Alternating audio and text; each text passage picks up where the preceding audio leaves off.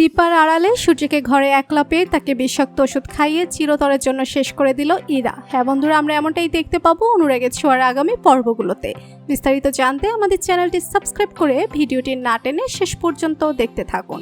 ইরা দীপাকে নিয়ে সূর্যকে এমন একটা ওষুধ খাওয়ানোর চেষ্টা করছিল যাতে করে সূর্য একেবারে এর জন্য নিঃশেষ হয়ে যায়, কিন্তু দীপা ইরার সাথে চালাকি করে সে ওষুধটা সূর্যকে খাওয়ায় না।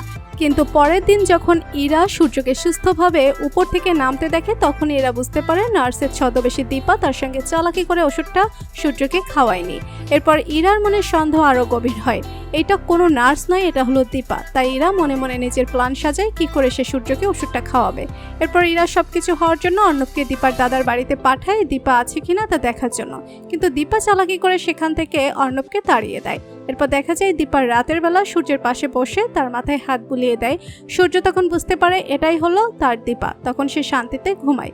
অন্যদিকে সোনা আর রূপা ইরাকে বিরক্ত করতে থাকে যেন সে তাদেরকে সূর্যের ঘরে দিয়ে আসে। কিছুক্ষণ পর ইরা বিরক্ত হয়ে সোনা রূপাকে বলে, যাও তোমরা তোমার বাবার কাছে গিয়ে ঘুমাও।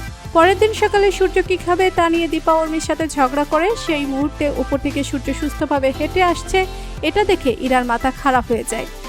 ইরা তখন নিশ্চিত হয়ে যায় নার্স মেয়েটি তার সঙ্গে চালাকি করেছে, সে সূর্যকে ওষুধ খাওয়ায়নি।